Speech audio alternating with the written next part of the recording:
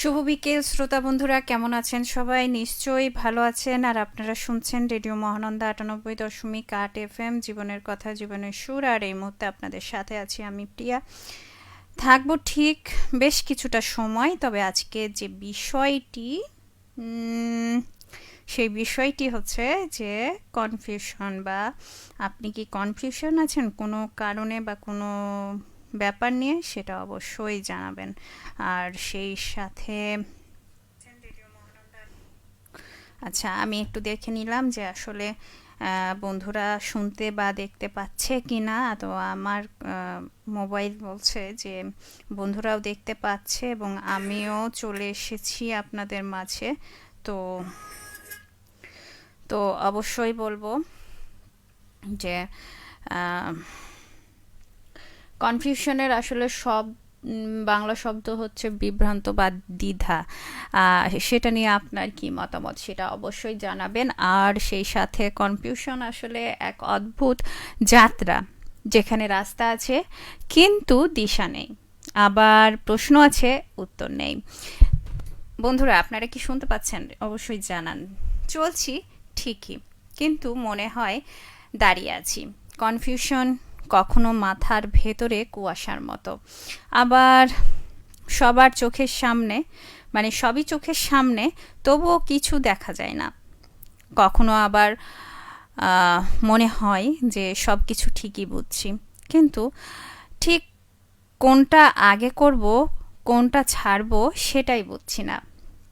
তবে কনফিউশন মানে থেমে যাওয়া নয়। কনফিউশন এটা ভাবনার দরজা খুলে দেয়, নতুন পথে হাঁটার সুযোগ দেয়, তারপরে নিজেকে আরও স্পষ্টভাবে দেখার সময় দেয়। কনফিউশন আমাদেরকে শেখায় স্পষ্টতার জন্য অস্থিরতার দরকার, উত্তরের আগে প্রশ্ন দরকার, আর হারিয়ে যাওয়াটাও কখনো কখনো নিজেকে খুঁজে পাওয়ার শুরু। কি মনে হচ্ছে প্রিয়া অনেক বেশি কঠিন কঠিন করে কথা বলছে, তাই না? আসলে ঠিক সেটা না।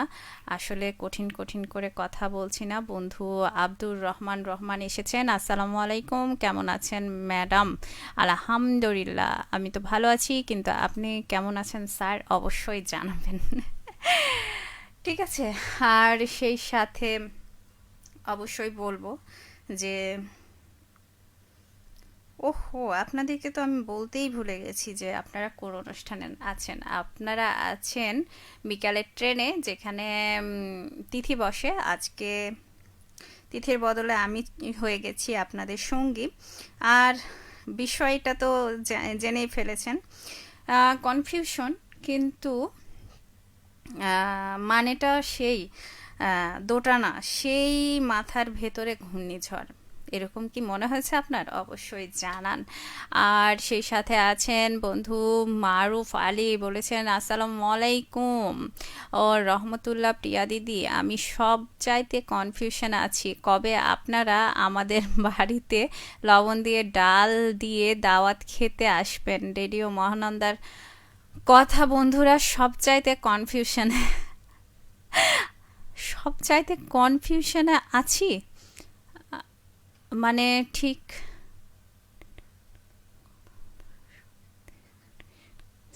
আচ্ছা, আমরা কনফিউশনে আছি সেটা বলতে চেয়েছেন? ঠিক আছে। আমরা কি কনফিউশনে আপনাদের মধ্যে ঢুকে দিয়েছি, নাকি আমরাই নিজেরাই কনফিউশনে আছি? একটু ঠিক করে সঠিক করে বলুন তো। আর সেই সাথে আহ, জীবনে অনেক সময়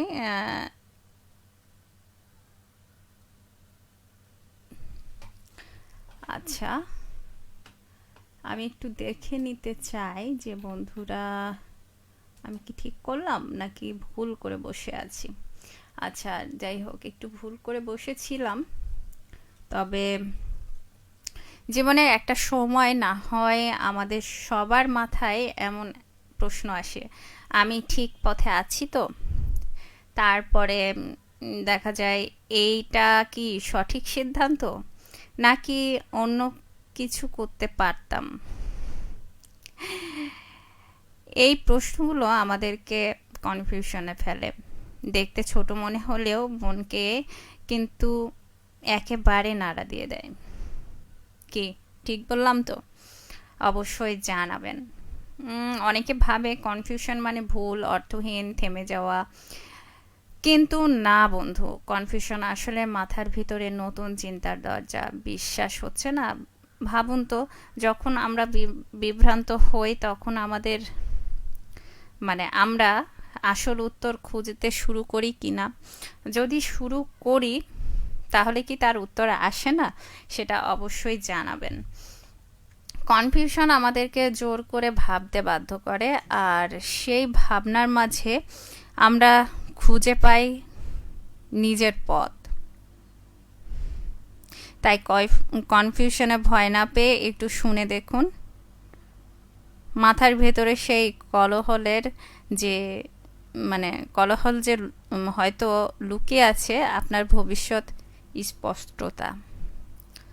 আচ্ছা, আপনাদের কি নিয়ে কনফিউশন চলছে এখন? মেসেজ করে অবশ্যই জানান। আর সেই সাথে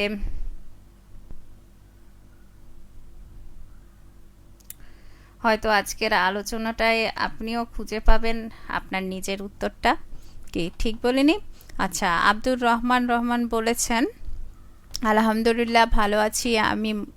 আমার মনে হয় দুনিয়াতে সব কনফিউশনে আছে।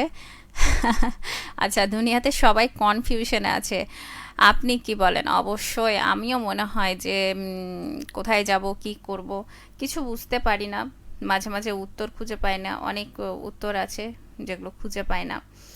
আর সেই সাথে আহ,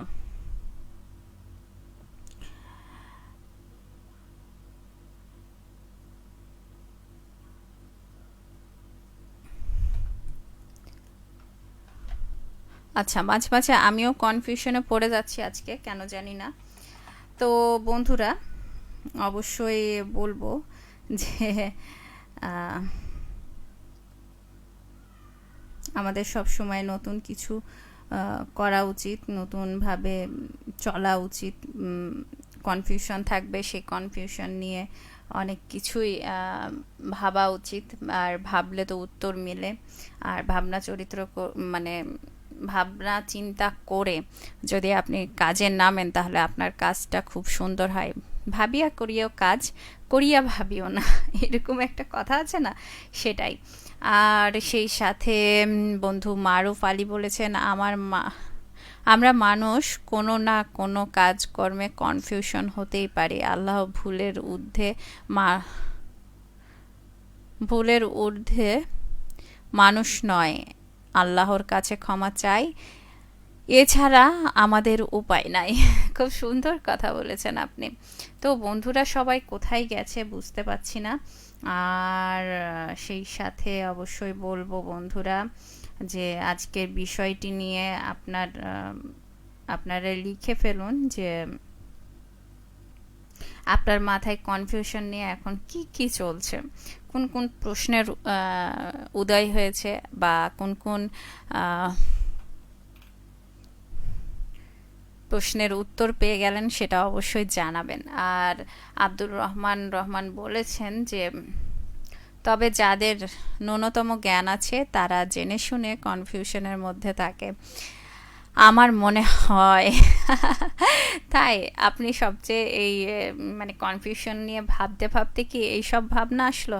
অবশ্যই জানাবেন বন্ধু। আর সেই সাথে অবশ্যই অনেক বন্ধুরা আছে যে অনেকে ভাবে কনফিউশনে আসলে পড়া মানে দুর্বলতা, কিন্তু গবেষণায় যেটা বলছে সেটা হচ্ছে যে মানুষ কনফিউশন মানে আসলে মনে হয় ভিতরের নতুন চিন্তার স্রোত শুরু হয়েছে। যে মানুষগুলো সবসময় আমি ঠিকই জানি বলে চলে তাদের অনেক সময় ভুল বেশি হয়, কারণ তারা প্রশ্ন করে না। আর প্রশ্ন না করলে উত্তর কখনো জন্মায় না।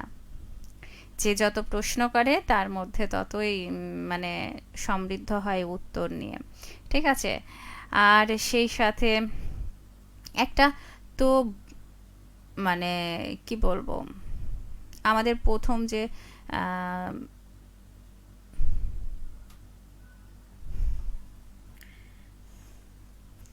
আচ্ছা, আমরা অনেকেই জানি না কি চাই, কিন্তু জানি কি চাই না। এটা শুরু। আসলে আমরা কি কখনো মনে হয় যে আমি কি চাচ্ছি বা আমি কি চাই না?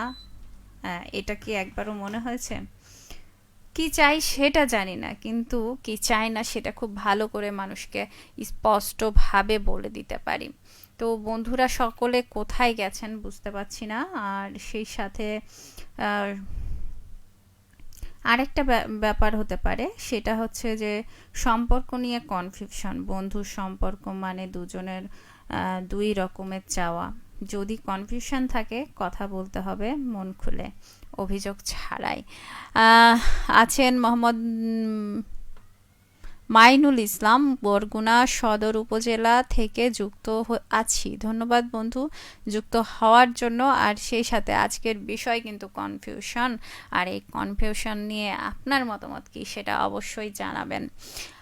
আর সেই সাথে মোহাম্মদ মারুফ আলী বলেছেন, কনফিউশনে পড়লে ভয় পেলে চলবে না, আলো আছে আড়ালে, কনফিউশন কেটে যাবে তুমি উঠে দাঁড়ালে। খুব সুন্দর, আপনার এই কথাগুলো না খুব সুন্দর লাগে।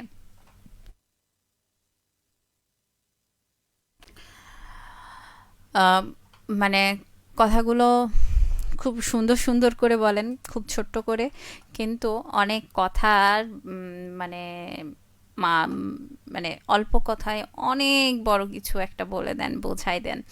তো এভাবেই আমাদের সাথে থাকুন। আর সেই সাথে বলবো যে যদি কনফিউশন থাকে কথা বলতে হবে। আচ্ছা, এটা তো বললাম আমি। আর সেই সাথে আর কি করা যায়?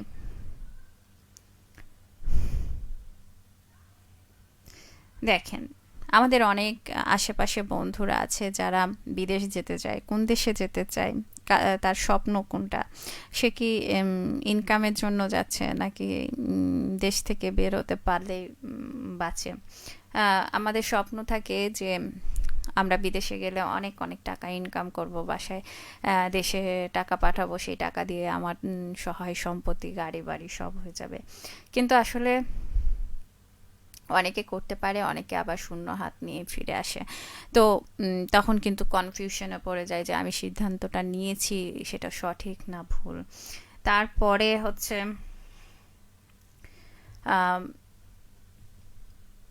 যখন একটা মানুষ বিদেশে যায় অনেক স্বপ্ন বোনে যে আমি এটা করব, এটা করব, এটা করব, কিন্তু আমি কোন পেশায় যাচ্ছি সেটা নিয়ে একবার চিন্তা করেন না। আমাকে সেখানে কতক্ষণ কাজ করতে হবে, কত মজুরি পাবো, কত মানে ডিউটি আওয়ারটা কত হবে, আসলে আমার থাকার জায়গাটা কোথায় হবে, আমি কি যেই কোম্পানিতে বা যেখানে কাজ করতে যাচ্ছি সেখানে কি আসলে অনেক বেশি রিস্কি কাজ হবে, নাকি মানে আমি ঠিক থাকবো। তারপরে ধরে নেন আমি যে বেতনটা পাবো সেখানের সাথে কি আমি চলতে পারবো কি না।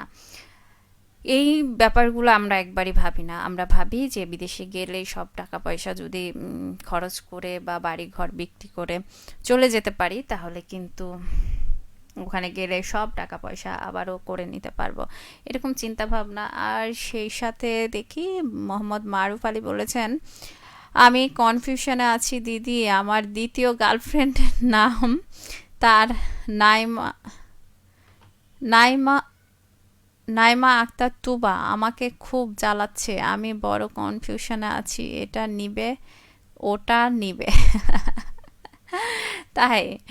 উম, আচ্ছা, উম, কি বলা যায়? আপনার দ্বিতীয় গার্লফ্রেন্ড, আসলে দ্বিতীয় গার্লফ্রেন্ড বলতে আপনি কি বুঝাচ্ছেন? আপনার কয়টা গার্লফ্রেন্ড? আমি যদি ভাবি আপনি একটু মজা করেছেন আমার সাথে, হয়তো বা আহ, এটা আপনার কোনো, যাই হোক, আমি গভীরে না গেলাম, আপনি সেই উত্তরটা জানাবেন। আসলে আমরা শ্রোতারা সবাই মানে বন্ধুর কাছ থেকে জানতে চাই যে দ্বিতীয় গার্লফ্রেন্ডটা আসলে কিভাবে হলো। ঠিক আছে। আর সেই সাথে মোহাম্মদ মাইনুল ইসলাম বলেছেন, বরগুনা সদর, বরগুনা থেকে জীবনে মাঝে মাঝে কনফিউশন আসবে, কিন্তু সঠিক সিদ্ধান্ত সময় বুঝিয়ে দেয়, তাই ধৈর্য ধরুন, সব কিছু এক সময় পরিষ্কার হয়ে যাবে। খুব সুন্দর কথা বলেছেন বন্ধু। ধৈর্যর সাথে অনেক চেষ্টার মাধ্যমে কিন্তু যে কোনো কাজ করতে হয়, আর যদি কাজ করেন তাহলে কিন্তু অনেক ভালো থাকবেন। তারপরে হচ্ছে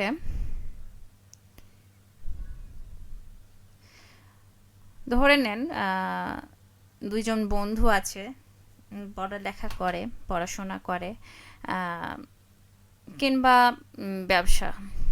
বন্ধু দুইটা ভালোই, কিন্তু আপনি কোনটাই নিজেকে দেখতে পারেন, ওটাই মূল্য।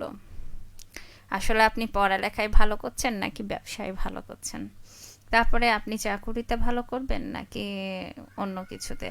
আসলে মানুষ যা চায়, যা পাওয়ার চেষ্টা করে, সেগুলো কখনো কখনো নিজের জীবনের আহ, অনেক মূল্য দিতে হয়, অনেক কষ্ট করতে হয়। তো সেই কষ্টগুলো